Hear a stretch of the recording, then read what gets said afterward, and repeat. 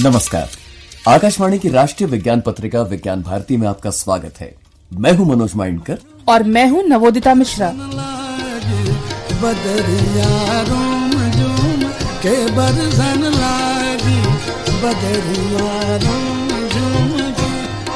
आप में से कुछ श्रोता जरूर पूछ सकते हैं कि बारिश की बूंदें विज्ञान पत्रिका में क्या कर रही हैं। भाई, प्रकृति की इस अनमोल देन का जिक्र तो साहित्य संस्कृति पत्रिकाओं में ज्यादा अच्छा लगेगा, ऐसा ही कुछ है ना? वैसे आपकी बात कुछ हद तक सही है, लेकिन गहराई से सोचकर देखिए, बारिश के मौसम का विज्ञान प्रौद्योगिकी के कैनवस पर आकलन किया जाए तो पाएंगे कि इसका सीधा संबंध साइंस टेक्नोलॉजी के अनेकानेक क्षेत्रों से है। यानी एक तरफ गहन अनुसंधान के अवसर तो दूसरी ओर आम जीवन और खुशहाली से जुड़े अहम बिंदु। ये तो हम सभी जानते हैं कि मौसम का गहरा संबंध दो क्षेत्रों के साथ विशेष रहा है, स्वाभाविक रूप से मौसम विज्ञान और कृषि विज्ञान। देश की प्रगति यात्रा में इन क्षेत्रों में हुए मौलिक अनुसंधान ने कितने ही विकसनशील देशों के वैज्ञानिकों को प्रेरित किया होगा। नवीनतम रिसर्च में उल्लेखनीय लगा IIT दिल्ली द्वारा विकसित रेन इंड्यूस्ड इरोजन यानी बारिश के कारण होने वाले भूमि कटाव की तीव्रता दर्शाता नक्शा।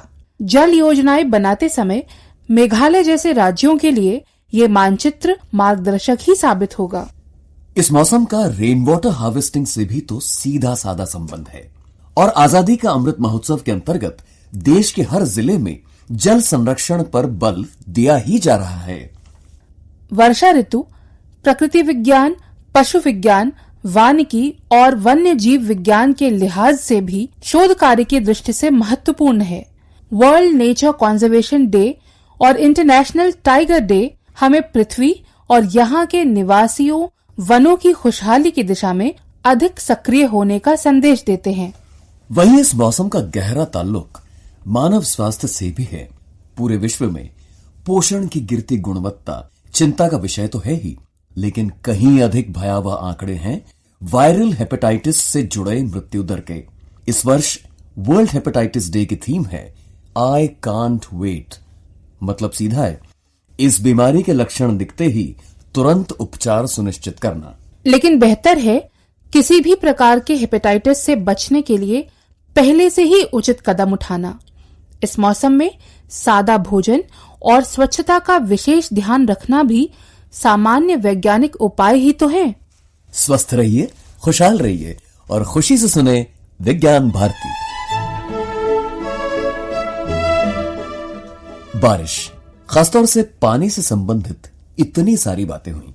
अब पानी से ही जुड़ा हुआ एक और दिलचस्प पहलू, वो भी नवोन्मेषी अनुसंधान के प्रिज्म से, और वो है पर्ल कल्चर, मोती की खेती और इस देश में इस क्षेत्र में हो रहा इनोवेशन। पद्मश्री से सम्मानित पर्ल कल्चर वैज्ञानिक डॉक्टर अजय सोनकर ने विज्ञान भारती से कुछ रोचक तथ्य साझा किए। आइए सुने, एक बूंद एक मोती। ये क्या टेक्निक है, कैसे डिफरेंट है ये?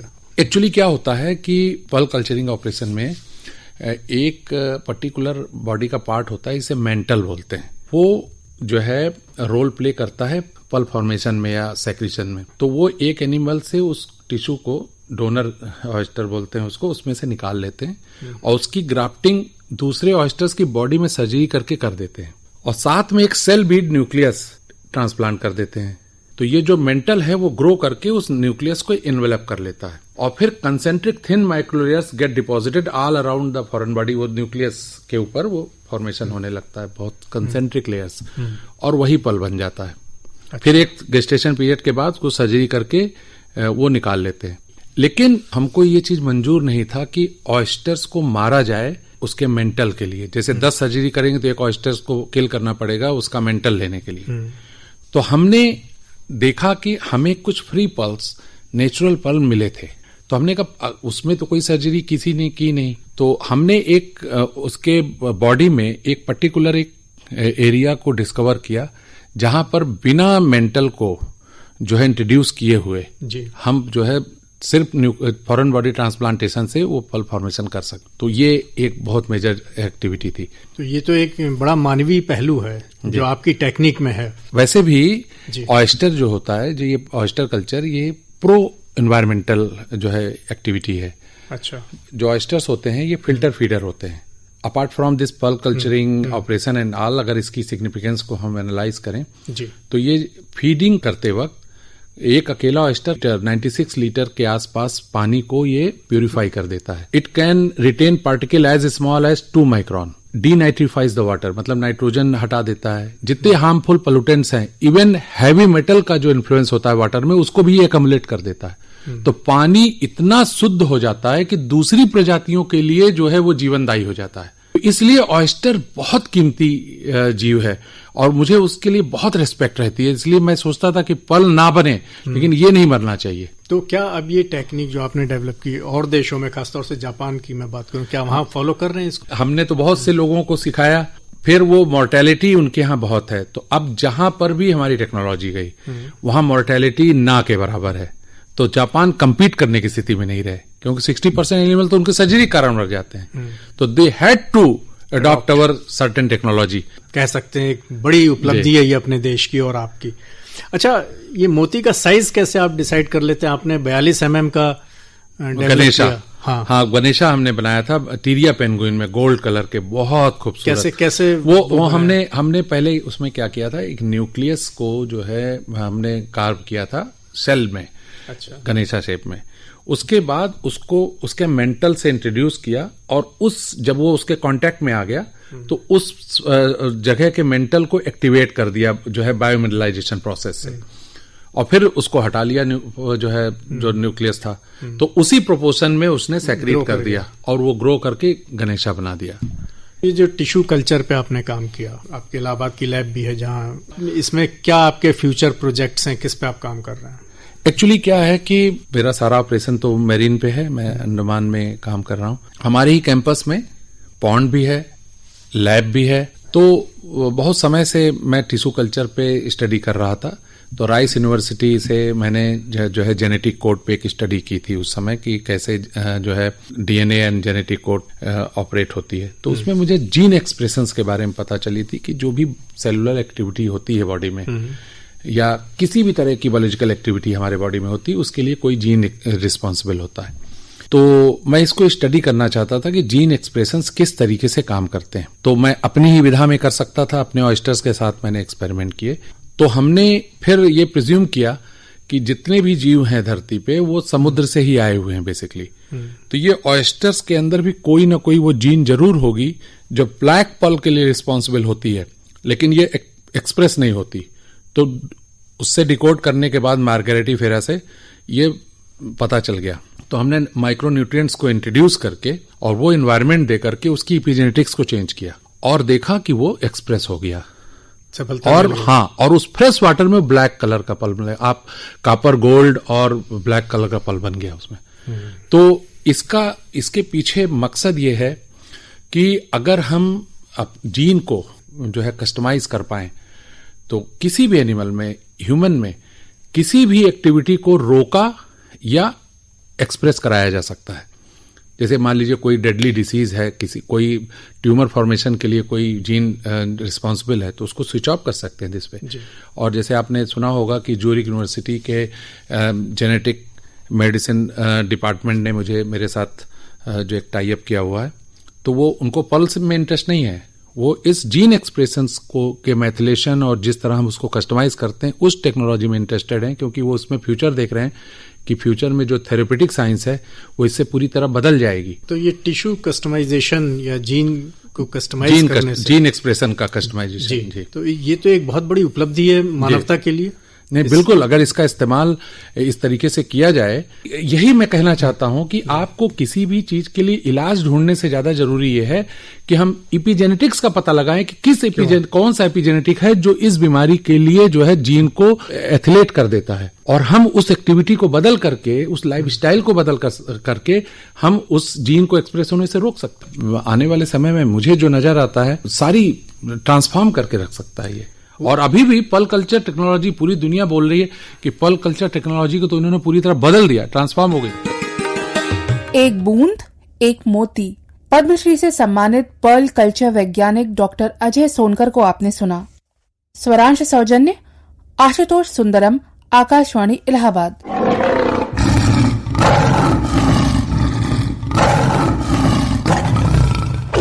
चौंकिए नहीं, ये टाइगर, ये बाघ स्टूडियो में नहीं, जंगल में है, वहीं जहां उसे होना चाहिए, सुरक्षित, संरक्षित, क्योंकि वो है तो वन है।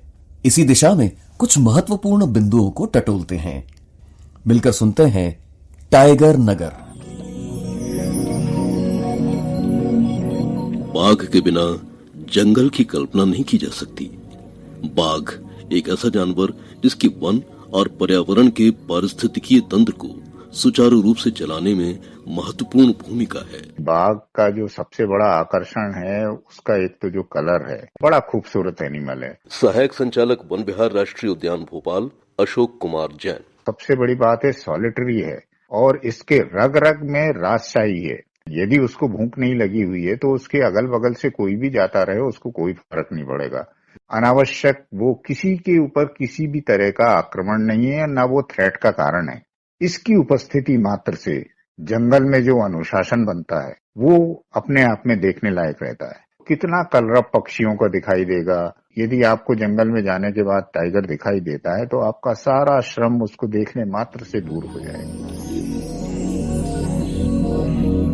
बाघ जंगल का प्रमुख शिकारी जानवर है जो खाद्य श्रृंखला में सबसे ऊपर है और जंगल की आबादी को संतुलित रखने में अपना खासा योगदान देता है।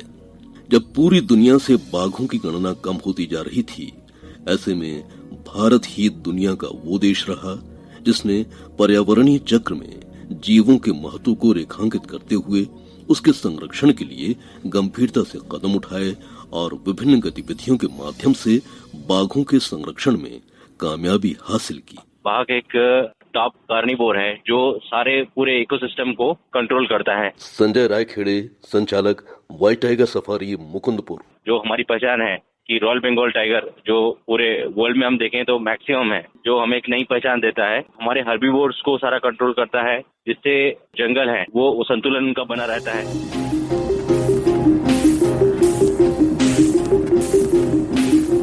बाघों के संरक्षण में अहम योगदान देने वाले मध्य प्रदेश को टाइगर स्टेट का दर्जा प्राप्त है। ये एक बहुत ही हर्ष का विषय है। 20-22 साल से जो है हम टाइगर स्टेट है भारत के। पूर्व प्रधान मुख्य वन संरक्षक मध्य प्रदेश रविंद्रनाथ सक्सेना। इसको देखते हुए जो हमारा वन्य प्राणी प्रबंधन है वो बहुत ही उच्च कोटि का है और मैं अपने जो राज्य के निवासी हैं उनको ये विश्वास दिलाता हूं कि भविष्य में भी जो है इसी प्रकार से मध्य प्रदेश में वन्य प्राणियों का संरक्षण होता रहेगा। 2018 की गणना के अनुसार देश में 2,967 बाघ थे, जिसमें मध्य प्रदेश में ही 526 बाघ हैं। हाल ही में बाघों की गणना का पहला चरण पूरा हुआ है और इसके मुताबिक आंकड़ा 700 के पार जाने की उम्मीद है। इनकी बढ़ती संख्या को देखते हुए अब इनके कॉरिडोर बनाने पर अधिक जोर दिया जा रहा है। जी बिल्कुल, हम लोग ये प्रयासरत हैं कि कुछ और वन क्षेत्र हमारे संरक्षित क्षेत्रों के नेटवर्क में आ जाए और उनका संरक्षण संवर्धन और अच्छे से करना है। 6 टाइगर रिजर्व हैं, जो Panna tiger reserve, Sanjay Dubri tiger reserve है जो सीधी और सिंगरौली जिले में फैला है, बांधवगढ़ टाइगर रिजर्व है जो उमरिया जिले में है, कान्हा टाइगर रिजर्व है जो मंडला बालाघाट जिले में फैला है, पेंच टाइगर रिजर्व है जो छिंदवाड़ा और सिवनी जिले में फैला है और खतपुड़ा टाइगर रिजर्व है जो होशंगाबाद और बैतूल के कुछ हिस्से और छिंदवाड़ा के कुछ हिस्सों में फैला है।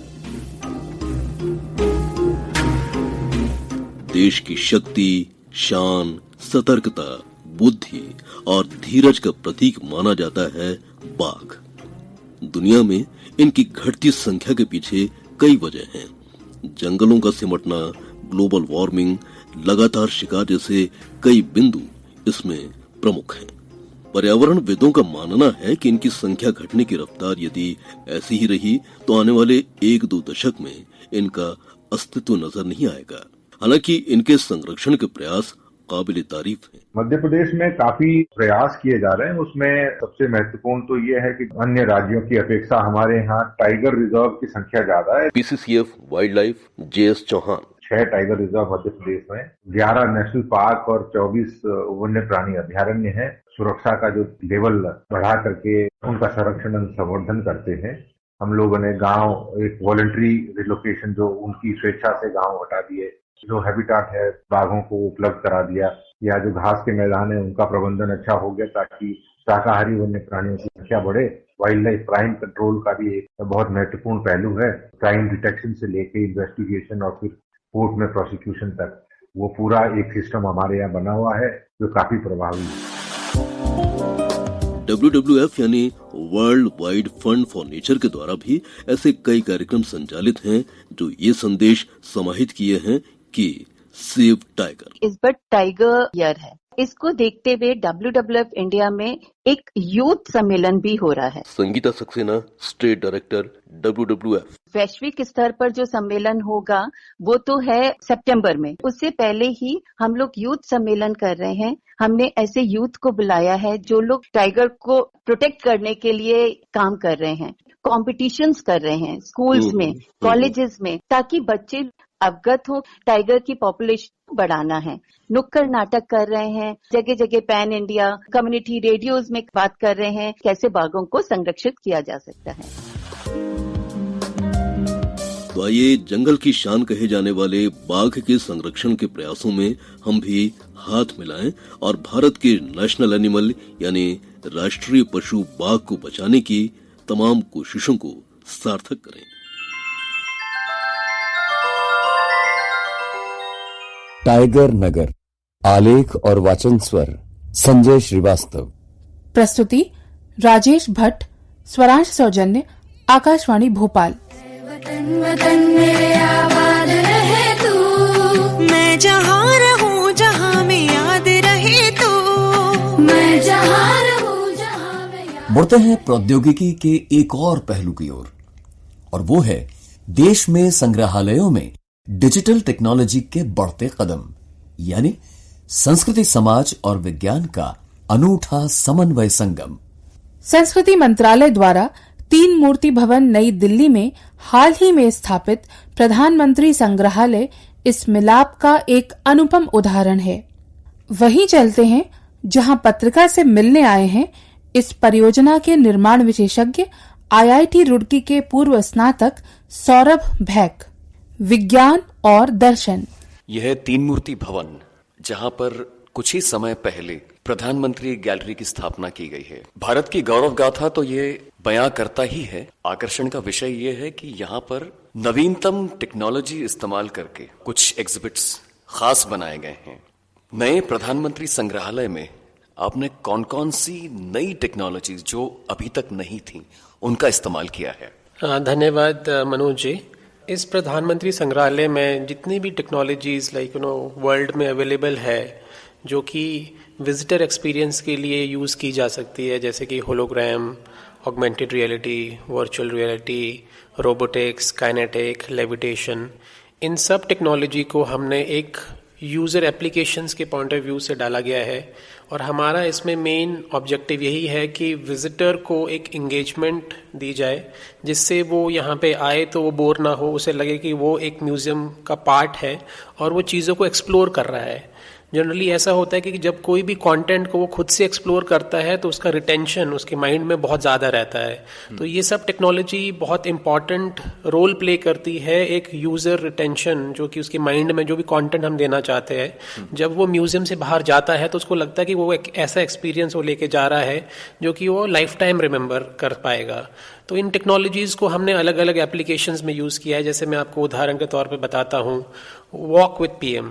तो वो एक ऑगमेंटेड रियलिटी का एक कॉन्सेप्ट है जिसमें संसद के बाहर आप अपने पसंदीदा प्रधानमंत्री के साथ चल सकते हैं। उसी तरीके से एक हमारा जो एंट्री में जो हमारा नेशनल एम्बलम है वो हवा में है, तो मोस्टली जो विजिटर्स है वो आके इसमें शॉक हो जाते हैं कि हवा में कैसे है। तो it's like a magic. Ideally इसे लेविटेशन कहते हैं, जिसमें 2 मैग्नेट्स को आप ऐसे एम्बेड करते हो कि एक तो दिखे ना और वो दोनों को रिपेल कर रहा है, और उसमें एक फीडबैक सिस्टम है जो कि उसको अपनी जगह पे लेविटेट करने के लिए करता रहता है। एक आम श्रोता जरूर जानना चाहेगा ये कि रोबोटिक्स के साथ ये कितना जुड़ा हुआ है? इसमें बहुत सारी चीज़ें रोबोटिक्स से ही ली गई है, बिकॉज रोबोटिक्स में अगर आप देखो तो सेंसर्स का उपयोग होता है, उसमें एक्चुएटर्स का उपयोग होता है, उसमें एक आर्टिफिशियल इंटेलिजेंस का उपयोग होता है।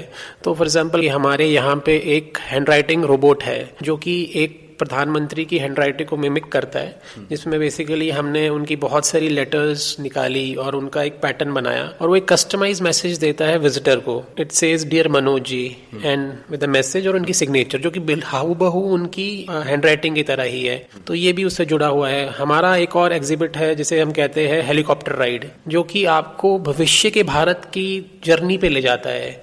जैसे एक धुलेरा स्मार्ट सिटी है तो आपको उसके ऊपर से फ्लाई कराएगा, उसी तरीके से रोहतांग टनल है तो उसके अंदर से आपको ले जाएगा। ग्रुप वर्चुअल रियलिटी कहते हैं इसमें, जिसमें मल्टीपल लोग इसको एक साथ एक्सपीरियंस कर सकते हैं और उसके साथ आप जिस भी चीज पे बैठते हो वो हिलती है। जैसे हेलीकॉप्टर में जो मोशन होता है और जो आईज हमारी देख रही है, अगर ये सिंक्रोनाइज नहीं हुए तो हमारे को डिजीनेस फील होती है। तो अगर फॉर एग्जाम्पल मेरे आसपास जो ग्रुप वर्चुअल रियलिटी का कंटेंट है वो हिल रहा है और मैं ही नहीं हिल रहा, तो ये हमारा ब्रेन और जो हमारा माइंड है ये ऐसा ट्यून नहीं है।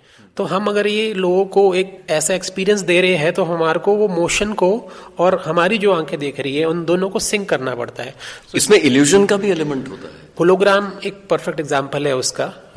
होलोग्राम की हम बात करें तो होलोग्राम का मतलब है something in the air, but हम जैसे समझते हैं कि कुछ हवा में ऐसा नहीं हो सकता, इसमें कुछ ऐसी चीज है जो कि हमें दिख नहीं रही है, वो जो कि होलोग्राफिक स्क्रीन होती है जिसपे हम प्रोजेक्शन करते हैं। वो हमारी नॉर्मल आइज के थ्रू लाइक हम उसको देख नहीं पाते, तो लोगों को ऐसा इल्यूजन क्रिएट होता है कि कोई हमारे सामने है जो कि हमारे से बात कर रहा है। जैसे हमने यहाँ पे प्राइम मिनिस्टर की स्पीचेस को दिखाया गया है, तो सारे प्राइम मिनिस्टर को हमने होलोग्राम के थ्रू दिखाया हुआ है, जो कि एक इल्यूजन है एक तरीके से। प्रधानमंत्री संग्रहालय तो नई दिल्ली में बन गया, क्या इसके अलावा भी इसी टेक्नोलॉजी का प्रयोग आप अन्य शहर में किसी अन्य साइट पर कर रहे हैं? जी, हम करेंटली 4 और इस तरीके के बड़े म्यूजियम बना रहे हैं। एक हमारा म्यूजियम है महाभारत पे, जो कि ज्योतिषर एक स्थान है कुरुक्षेत्र के पास, जो कि माना जाता है वहाँ पे श्री कृष्ण जी ने अर्जुन को ज्ञान दिया था। तो उसी साइट पे हम एक म्यूजियम बना रहे हैं जो कि महाभारत और गीता के ऊपर है। उसके अलावा हम एक भगवान वाल्मीकि पे एक म्यूजियम बना रहे हैं पंजाब में, म्यूजिक के ऊपर एक म्यूजियम बना रहे हैं हम गुजरात में। तो इस तरीके से काफी 4-5 म्यूजियम्स है। सौरभ, जो प्रगति है इस फील्ड में, हम कंपेयर करें आपके आईआईटी के दिनों में जब रोबोटिक्स पढ़ते थे आप, और अब जो टेक्नोलॉजी विकसित हुई है, कितना फर्क है दोनों में? अब टेक्नोलॉजी, कोई भी अगर वर्चुअल रियलिटी की बात करें तो 1976 में वर्चुअल रियलिटी फाउंड हो गई थी, तो मतलब देखा जाए तो बहुत पुरानी टेक्नोलॉजी है। बट मास अडॉप्शन अभी होना शुरू हुई, और वो भी बहुत अर्ली मास अडॉप्शन है। मतलब लाइक अब सब लोग ने आज तक वर्चुअल रियलिटी एक्सपीरियंस नहीं किया होगा। इसी तरीके से जैसे मशीन लर्निंग है, आर्टिफिशियल इंटेलिजेंस है, कोई भी टेक्नोलॉजी को एक स्टेबल लेवल पे आने में कुछ डेकेड्स लगते हैं। तो फॉर एग्जाम्पल 2013 में मुझे याद है मैंने वर्चुअल रियलिटी पे एक क्रिकेट गेम बनाया था। तो उस समय जो हमारे पास वर्चुअल रियलिटी इक्विपमेंट्स थी वो गूगल कार्डबोर्ड करके एक हुआ करता था, जो कि बिल्कुल ही इमेचरिश था। आज की डेट पे देखेंगे हम, जो हमारे पास वर्चुअल रियलिटी की जो इक्विपमेंट्स है वो बहुत एडवांस हो चुके हैं। HTC Vive आ चुका है, Oculus आ चुका है, और इनके एक्सपीरियंसेस दिन प्रतिदिन बेटर होते जा रहे हैं। तो ये कंप्यूटर्स होते हैं या ये मशीन्स होती हैं जो चीजें बनाती हैं? अल्टीमेटली इनमें एक ब्रेन तो होता है जो कि कंप्यूटर है। उसके अलावा इसमें एक डिस्प्ले सिस्टम होता है, जो कि आपका, जैसे आप गॉगल्स पहनते हो उसी तरीके से 2 डिस्प्ले सिस्टम है जो को आपको 3D वर्ल्ड दिखाता है। जैसे हम 3D मूवी देखते हैं तो दोनों जो हमारी आंखें हैं वो अलग इमेज देखती है, जो कि सेपरेटेड होती है हमारे आई के डिस्टेंस के बीच में, तो हमें 3D नजर आता है। सेम कॉन्सेप्ट ये गॉगल्स होती है जिसमें स्क्रीन से एम्बेडेड होती है, उसको आप पहन सकते हो। पहले इनमें बड़ी प्रॉब्लम होती थी कि आप इनको 2 मिनट से ज़्यादा नहीं पहन सकते हो, डिजीनेस फील होती है। अब इनकी स्क्रीन्स बेटर होती जा रही है, एक्सपीरियंस बेटर होता जा रहा है। आई बिलीव एक मूर्स लॉ होता है कि हर 2 साल में कंप्यूटिंग पावर जो है वो डबल हो जाती है और प्राइस हाफ हो जाता है। तो टेक्नोलॉजी एक ऐसी चीज़ है कि जो कि हर 2 साल में आउटडेटेड होती है, बिकॉज ये वर्ल्ड तेजी से बढ़ रहा है। चलते चलते हमारे युवा श्रोता जरूर जानना चाहेंगे, रोबोटिक्स के क्षेत्र में हमारे देश में अब जो शिक्षा उपलब्ध है, क्या स्कोप है? मतलब जो लोग रोबोटिक्स में इंटरेस्टेड हैं। रोबोटिक्स का बहुत ज़्यादा सबसे ज़्यादा यूज़ इंडस्ट्रीज और ऑटोमेशन में है, और इंडस्ट्री का जो नेक्स्ट एरा है वो उसमें India is going to be very big. तो मुझे लगता है लाइक बहुत सारी चीज़ें अगर प्रोडक्शन फास्ट करनी है, काम तेज़ करना है, आपको जो यील्ड है उसको ज़्यादा निकालनी है, तो बहुत सारे काम मशीन के थ्रू होंगे। ड्रोन्स का बहुत ज़्यादा रोबोटिक्स का ही पार्ट है। सो ये सारी चीज़ों में अगर आप देखोगे तो जो अगला 10 साल है वो बहुत इंपॉर्टेंट होने वाला है ऑटोमेशन और मशीन्स और रोबोटिक्स के लिए। शिक्षा का स्तर है जो रोबोटिक्स में कहीं कम है, कहीं अच्छा है। मैं ये कहना चाहूँगा कि जो एक चीज़ है जो मतलब जैसे मैं IIT से पढ़ा हूँ, तो हमारी जो बुक की नॉलेज है और मैं जो रोबोटिक्स में ज़्यादा सीखा हूँ, हमारा एक क्लब हुआ करता था रोबोटिक्स क्लब। वहाँ पे बहुत जो भी चीज़ें मैंने यहाँ पे बनाई है, जैसे फॉर एग्जांपल ये हैंड राइटिंग रोबोट, तो मेरा एक प्रोजेक्ट था, ये फर्स्ट प्रोजेक्ट इन IIT। तो फिर मैं देखता हूँ ये तो वही है, बट आज की डेट में इसको ज़्यादा लोग यूज़ कर रहे हैं। तो प्रैक्टिकल और नॉलेज की तरफ अगर ज़्यादा फोकस हो हमारा जो करिकुलम है इंजीनियरिंग में स्पेशली, तो मुझे ऐसा लगता है कि लोगों को जो वो बुक्स में देखते हैं उनको रियलिटी में लाइक कन्वर्ट करने का ज़्यादा मौका मिलेगा। और इंडस्ट्रीज भी लाइक अगर इस तरीके की प्रोजेक्ट्स दे इन कॉलेजेस को, क्योंकि हम मुझे लगता है कि कॉम्पिटिशन में पार्ट लेते थे। इंटरनेशनल रोबोकॉन होता जिसमें दूरदर्शन भी पार्ट हुआ करता था, उसमें हम हर साल पार्ट लेते थे।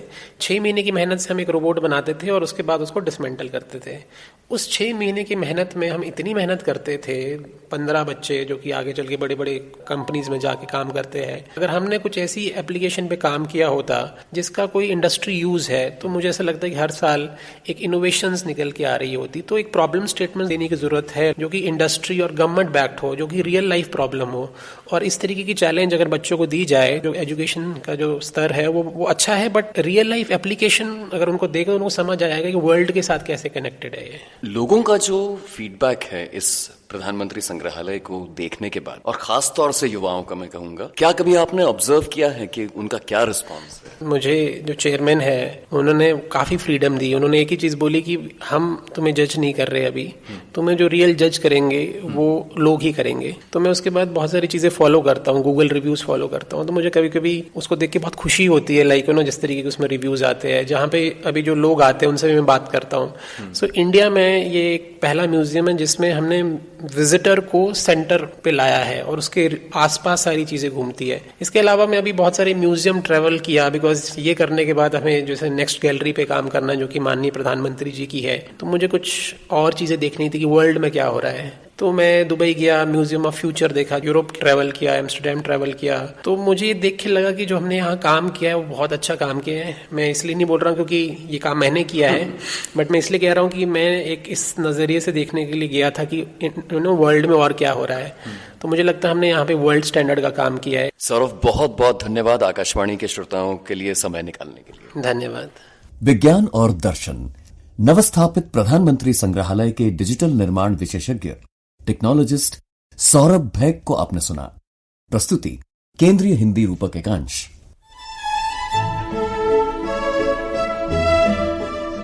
प्रौद्योगिकी के साथ साथ हमें शुद्ध विज्ञान शिक्षा की ओर भी गहरी बारीकी से देखना चाहिए और इस ओर उत्कृष्ट कार्य कर रही राष्ट्रीय संस्थाओं की तरफ भी। हाल ही में IISc बेंगलुरु को राष्ट्रीय NIRF रैंकिंग में अव्वल दर्जा प्राप्त हुआ। अंतर्राष्ट्रीय रैंकिंग्स में भी इस संस्था ने देश का नाम रोशन किया है।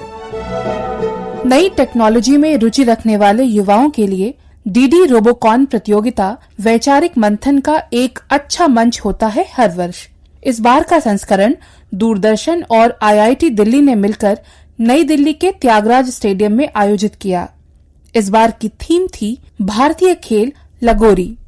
रोबोटिक्स और संस्कृति का ये और एक उदाहरण रहा, विशेष रूप से भाग लेने वाले इंजीनियरिंग छात्रों के लिए। समय का ये पड़ाव देश की कुछ ऐसी विज्ञान विभूतियों के जीवन चक्र के साथ जुड़ा हुआ है जिनका योगदान अतुलनीय है। आचार्य प्रफुल्ल चंद्र रे, डॉक्टर APJ अब्दुल कलाम और प्रोफेसर उबैद सिद्दीकी को पत्रिका का विनम्र नमन। मनोज माइंडकर और नवोदिता मिश्रा को अनुमति दीजिए। नमस्कार।